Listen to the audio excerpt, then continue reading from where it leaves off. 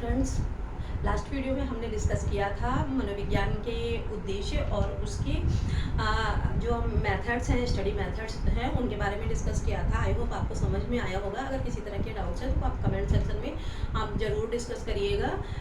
और इसके साथ ही आज हम स्टार्ट करने जा रहे हैं स्कूल्स ऑफ साइकोलॉजी, मनोविज्ञान के संप्रदाय क्या क्या हैं। ठीक है, मनोविज्ञान के संप्रदाय के बारे में जितना हम आपको डिस्कस कराने से पहले कुछ चीज़ें आपको बताते हैं कि सन 1862 में विलियम वुंट ने एक पुस्तक लिखी। उसका नाम था, क्या था? ब्रिट्रेज पुस्तक लिखी। उसमें उन्होंने ये बताया कि व्यक्ति की मतलब मनोविज्ञान जो होता है, मनोविज्ञान को स्वतंत्र विज्ञान, कैसा स्वतंत्र विज्ञान होने का दावा किया। ये दावा किया कि मनोविज्ञान स्वतंत्र विज्ञान है, वो किसी के ऊपर आश्रित नहीं है, अपने आप में उसको साइंस कहा जा सकता है। तो इसी के तहत जैसे जैसे ये समय बीतता गया, 20वीं शताब्दी आते आते मनोविज्ञान की हर चीज़ में परिवर्तन आया और मनोविज्ञान को व्यवहार का विज्ञान मान लिया गया। जैसे हमने लास्ट वीडियो में पढ़ा है, व्यक्ति को व्यवहार का विज्ञान माना गया। जब मनोविज्ञान को व्यवहार का विज्ञान माना गया तो धीरे धीरे जो मनोवैज्ञानिक थे मनुष्य के व्यवहार का अध्ययन करने लगे और मनुष्य के व्यवहार का अध्ययन करने के लिए डिफरेंट प्रयोग करने लगे। अलग अलग प्रयोग वो अलग अलग शैली से करते थे, अलग अलग माध्यम से करते थे और उसकी स्टडी भी अलग अलग तरीके से करते थे। व्यवहार के अध्ययन की जो मेथड्स थे वो भी अलग अलग यूज़ किए जाने लगे और उसी के आधार पर मनोविज्ञान अनेक शाखाओं में बट गया या अनेक संप्रदाय में बट गया। उन्हीं को स्कूल्स ऑफ साइकोलॉजी कहते हैं। और अब हम स्कूल्स ऑफ साइकोलॉजी के बारे में डिस्कस करने जा रहे हैं। नेक्स्ट हमारा है स्कूल्स ऑफ साइकोलॉजी। पहला स्कूल्स कौन था वो हम लिखते हैं। संरचनावाद।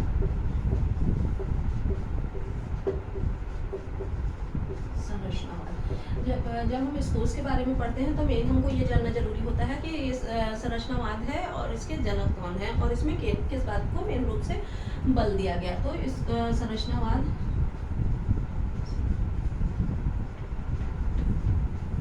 स्ट्रक्चरलिज्म इसको बोलते हैं। इस संरचनावाद को के जनक कौन है?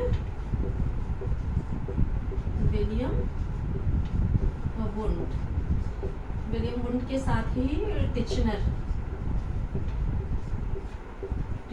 का इसमें महत्वपूर्ण योगदान है। कैसा है? महत्वपूर्ण योगदान। ये सारे क्वेश्चन 1 नंबर में आ जाते हैं। जो आपके एग्जाम्स आते हैं 1 नंबर के क्वेश्चन ऐसे आते हैं कि महत्वपूर्ण जब इसके जनक की बात की जाएगी, विलियम वुंट या टिचनर में से किसी का भी नाम आप देखेंगे तो टिक कर दीजिएगा। जितना योगदान विलियम वुंट का है और उतना ही टिचनर का माना जाता है। इसमें जैसे नाम से ही स्पष्ट है कि जो स्ट्रक्चर है इसमें व्यक्ति की किस पे बल दिया गया, ये भी पूछा जाएगा कि इसमें बल किस में दिया गया। व्यक्ति की चेतना व अनुभूति यानी भाव को, व्यक्ति के भाव क्या क्या है उस पे बल दिया गया। इसमें चेतना में किसको किसको शामिल किया गया? चेतना में व्यक्ति की संवेदना को, अनुभूति को व कल्पना, व्यक्ति की कल्पना शक्ति को और इसमें मेन माना गया। तो संरचनावाद क्या कहता है? व्यक्ति जो कार्य करता है वो अपनी चेतन शक्तियों या अपनी अनुभूति, अपने भाव के माध्यम से करता है। जो भी अध्ययन करता है, जो भी कार्य करने के लिए प्रेरित होता है, वो अपनी चेतना व भाव के माध्यम से। और चेतना में किन किन चीज़ों को शामिल किया गया है? व्यक्ति की संवेदनाएं, उसकी अंदरूनी संवेदनाएं क्या होती है, किसके लिए कैसी संवेदना प्रकट करता है और उसकी अनुभूति क्या होती है, उसके बारे में क्या वो फील करता है, उसके मन में भाव क्या आते हैं और उसके बारे में वो क्या कल्पना करता है, उसी के हिसाब से वो व्यवहार करता है। ठीक है। दूसरी चीज हमारी आती है प्रकार्यवाद। थोड़ा सा इसका आप स्क्रीनशॉट ले लीजिएगा, इसमें ऐसे ही क्वेश्चन बनते हैं।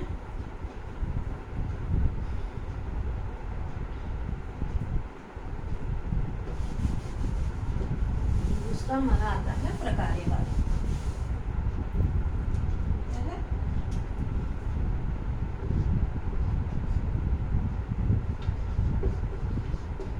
प्रकार्यवाद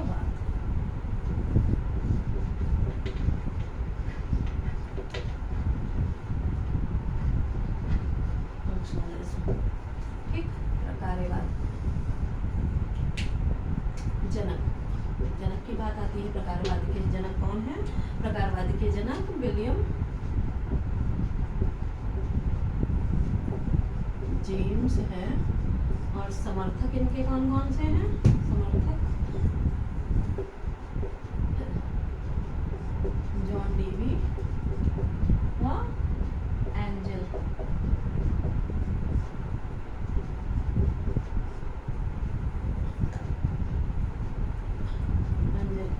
इनको समर्थक माना जाता है। ये जो सिद्धांत होते हैं ये व्यक्ति की कार्यात्मक शक्ति, किसकी?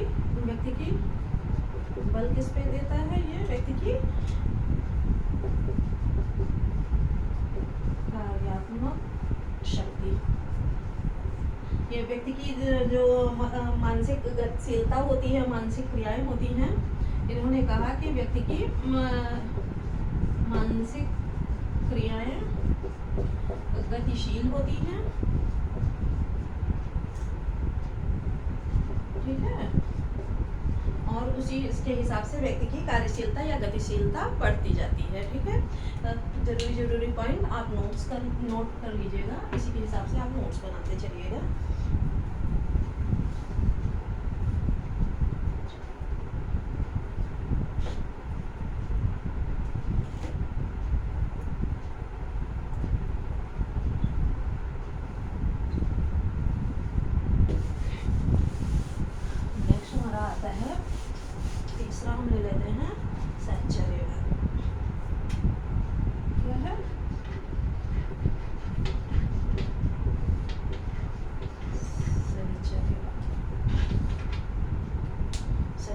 का जनक किसको माना जाता है? जनक जॉन लॉक।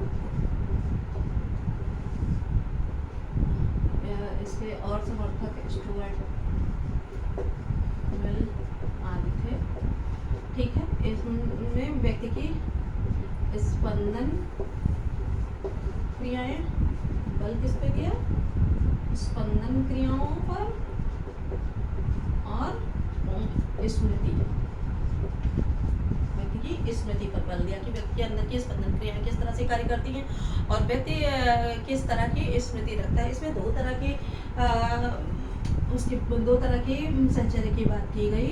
एक पुराण संचर्य यानी ओल्ड, और दूसरी है आधुनिक संचर्य।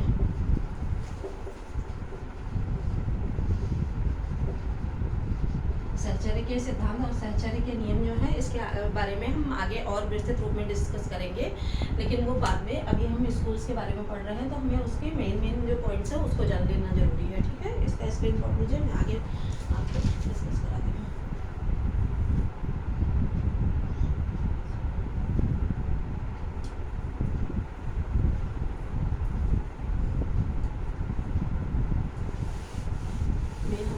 अब अगला हमारा आता है व्यवहारवाद।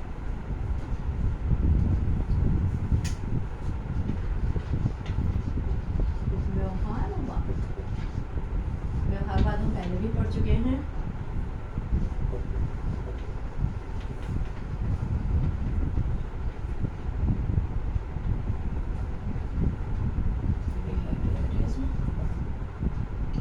व्यवहारवाद का जनक जैसा कि आप जानते हैं वॉटसन, इसको माना जाता है वॉटसन। इसके समर्थक की जब बात आती है तो बहुत सारे लोग हैं, हल, स्किनर, थॉर्नडाइक, पावलोव, ये सब इसको मानने वाले थे। इसके साथ ही जैसा हम जानते हैं व्यवहारवाद में व्यक्ति के व्यवहार का अध्ययन किया जाता है। किस बात पे बल दिया गया है? इसमें बल की बात होती है। किस बात पे बल दिया गया है? इसमें व्यक्ति के व्यवहार की व्याख्या, उसका अध्ययन करके उसके बारे में उसके व्यवहार पर नियंत्रण और उसके संबंध में भविष्यवाणी।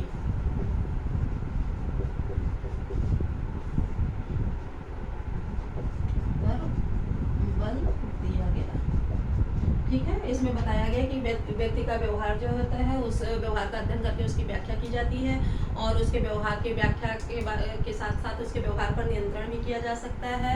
नियंत्रण जैसे जो हमारी एसआर थ्योरी है वो किस तरह से नियंत्रित होती है, वेरिएबल्स जो होते हैं। एसआर थ्योरी जो हमारी है कि हाँ, जब हम किसी उद्दीपक को देखते हैं तभी हमारा अनुक्रिया करते हैं, वो थ्योरी इसी से ही निकल कर बाहर आती है। व्यवहारवाद के एसआर थ्योरी को व्यवहारवाद से ही रिलेटेड माना जाता है। ठीक है।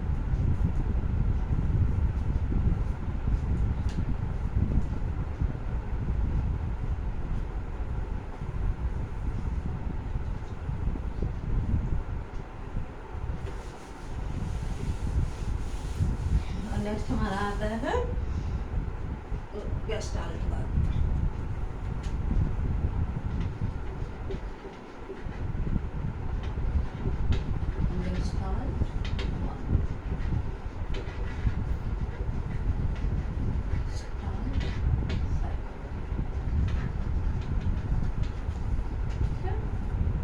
गेस्टाल्टवाद का जनक सभी जानते हैं, वर्डिंग कहीं कहीं आपको वर्डाइमर लिखा मिल जाएगा।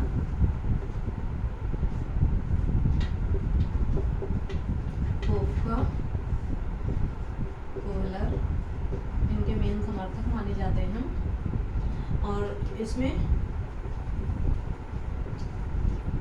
आकृति, पृष्ठभूमि या संरचना पर बल दिया गया। ठीक है। जो गेस्टाल्टवादी थे वो मेन इसके बर्दाइमर हैं, कोफका, कोहलर उसके उनके समर्थक हैं। इन्होंने बताया कि व्यक्ति की जो मानसिक क्रियाएं होती हैं वो इस तरह से कार्य करती हैं कि उसकी आकृति और संरचना के अनुसार ही वो कार्य करने की ओर प्रेरित होता है। ठीक है।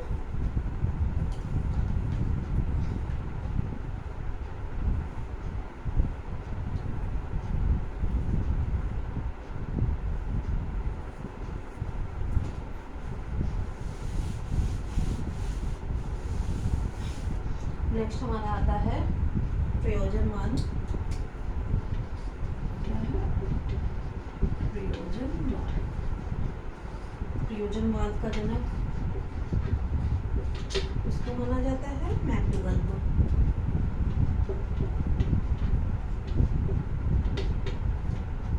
मैकडूगल को इसका जनक माना जाता है, और ये कहा जाता है, किस बात पे बल दिया जाता है कि किसी कार्य को करने के पीछे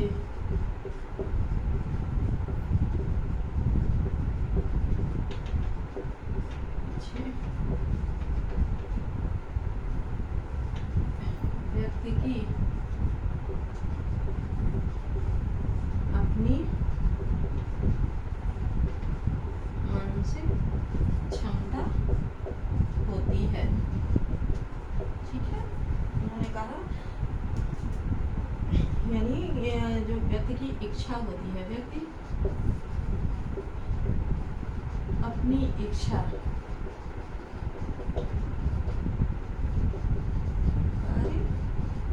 करता है। मैकडूगल का मानना था कि व्यक्ति जो भी कार्य करता है उसके पीछे उसकी मानसिक शक्तियाँ काम करती हैं।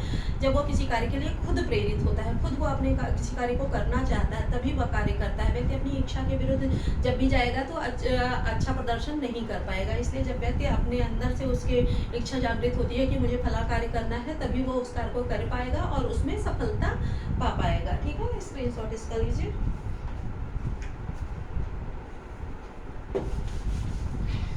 नेक्स्ट हमारा आता है बहुत ही महत्वपूर्ण मनोविश्लेषणवाद।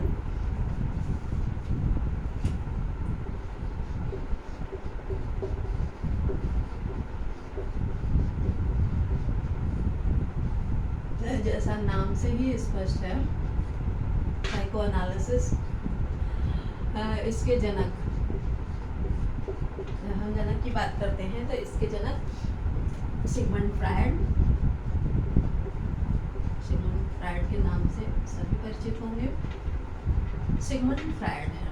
इसके जनक इन्होंने किस बात पे बल दिया? व्यक्ति के मन पर और यौन कारकों पर।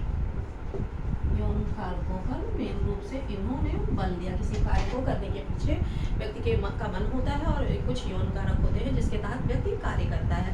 और इसके साथ ही इन्होंने मन को 3 भागों में बांटा था। मन के 3 भाग कौन कौन से हैं उसकी चर्चा हम हर जगह पर करते हैं। पहला है इदम। इदम यानी कि जिसको हम इड कहते हैं। दूसरा है अहम, जिसको हम ईगो कहते हैं। और तीसरा है परा, यानी कि सुपर ईगो। ठीक है, इन्होंने मन को इन तीनों भागों में बांटा था कि व्यक्ति अपने मन के इन्हीं जो ये 3 भाग होते हैं, इन्हीं तीनों भागों में किसी न किसी माध्यम से कार्य करने के लिए प्रेरित होता है। इसके साथ ही यौन इच्छाओं को भी इन्होंने बल दिया था।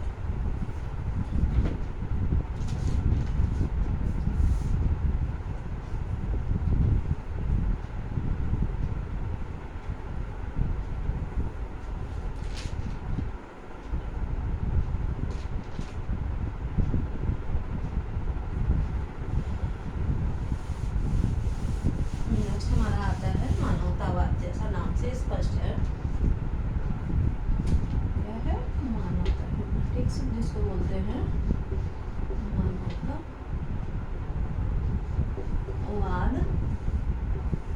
मानवतावाद इसके जनक जो है, उसका जनक रोजर्स व मैस्लो को माना जाता है। रोजर्स व मैस्लो इसके जनक हैं। इसमें बल किस बात पे दिया गया? बल इस बात पे दिया गया कि व्यक्ति को कार्य करने के पीछे उसकी इच्छा शक्ति, और इसके साथ ही ये कहा गया कि जब व्यक्ति अपनी इच्छा शक्ति के अनुसार कोई भी कार्य करेगा तभी वह खुशी व संतुष्टि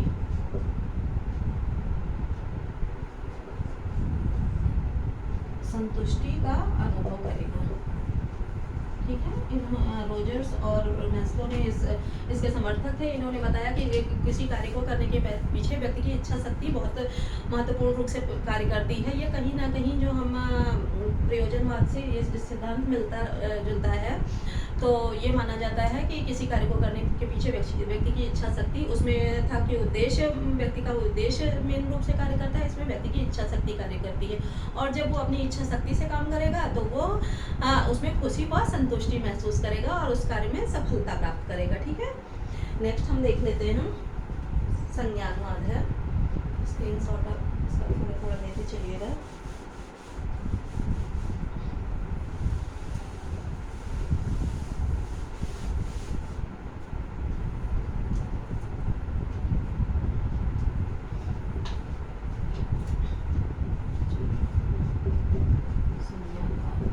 संज्ञानवाद के जनक की अगर हम बात करें तो जनक के रूप में किसी का नाम नहीं मिलता है कि संज्ञानवाद के मेन जनक कौन है, पर कहा जाता है ब्रूनर और मिलर। ये 2 लोग ऐसे थे कि जिन्होंने इसके पीछे कार्य किया था, ब्रूनर और मिलर ने। इनका मानना था कि व्यक्ति की जो मेंटल प्रोसेस जो होते हैं, क्या है,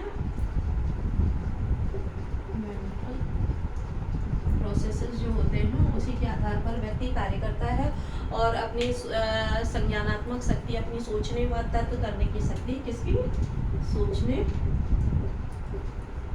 व तर्क शक्ति के माध्यम से वो प्रेरित होता है।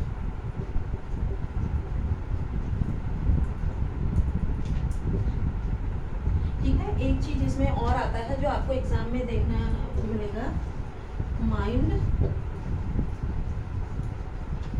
Compare with computer.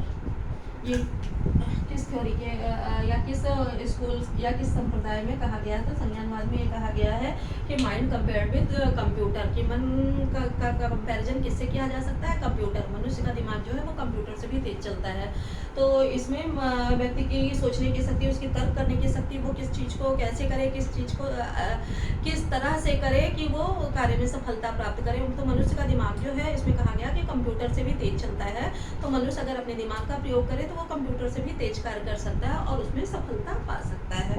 ये लाइन आप नोट कर लीजिएगा। ये एग्जाम में कहीं आ भी चुका है, मुझे अभी याद नहीं आ रहा है, कहीं एग्जाम में ये लाइन आई है कि किस संप्रदाय के तहत इसको कहा गया था।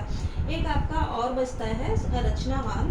संरचनावाद से थोड़ा सा अलग है, इसको संरचनावाद से नहीं जोड़िएगा, इसका आप स्क्रीनशॉट लीजिए।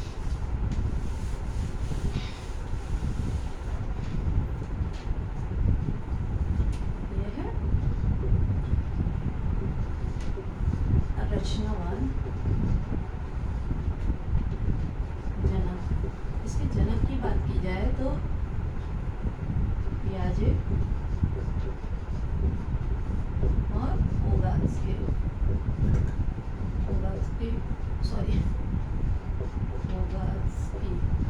इसके जनक माने जाते हैं।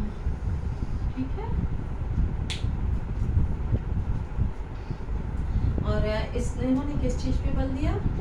इन्होंने कहा कि व्यक्ति जो है अपने ज्ञान का निर्माण स्वयं करता है।